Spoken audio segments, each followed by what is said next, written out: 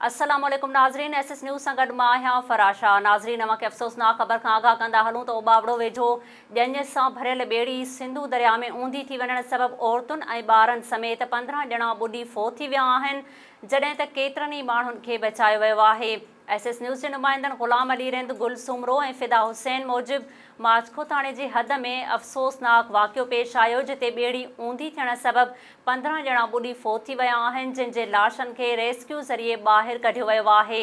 जिन में मर्द, औरतूं ऐं ॿार बि शामिल आहिनि। ॿुधायो पियो वञे त ॿेड़ीअ में 90 ॼणा सवार हुआ, जेके रुझाण खां दरिया पार करे माचको तरफ़ अची रहिया हुआ। ॿुॾी वियलनि मां 60 ॼणनि खे बचायो वियो आहे ऐं बाक़ी ॿुॾी वियलनि जी ॻोल्हा कई पई वञे, जॾहिं त इमदादी टीमूं पहुची खेनि रेस्क्यू करे रहियूं आहिनि ऐं वधीक ॿुधायो पियो वञे त ॿेड़ी ॼाञुनि सां भरियल हुई, जेका रुझाण खां माचको तरफ़ अची रही हुई। नाज़रीन, अवांखे हिकु भेरो ॿीहर अहम ख़बर खां आगाह कंदा हलूं त उॿावड़ो वेझो ॼञ सां भरियल ॿेड़ी सिंधु दरिया में ऊंधी थी वञण सबबि औरतुनि ऐं ॿारनि समेत 15 ॼणा ॿुॾी फ़ौत थी विया आहिनि, जॾहिं त केतिरनि ई माण्हुनि खे बचायो वियो आहे। एसएस न्यूज़ जे नुमाइंदनि ग़ुलाम अली रिंद, गुल सुमरो ऐं फिदा हुसैन मूजिबि माचको थाणे जी हद में अफ़सोसनाक वाक़ियो पेश आयो, जिते ॿेड़ी ऊंधी थियण सबबि 15 ॼणा ॿुॾी फ़ौत थी विया आहिनि, जिन जे लाशनि खे रेस्क्यू ज़रिए ॿाहिरि कढियो वियो आहे,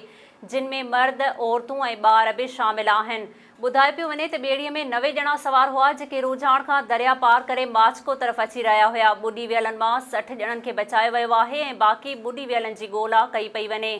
जॾहिं त इमदादी टीमूं पहुची खेनि रेस्क्यू करे रहियूं आहिनि ऐं वधीक ॿुधायो पियो वञे त ॿेड़ी ॼाञुनि सां भरियल हुई, जेका रुझाण खां माचको तरफ़ अची रही हुई।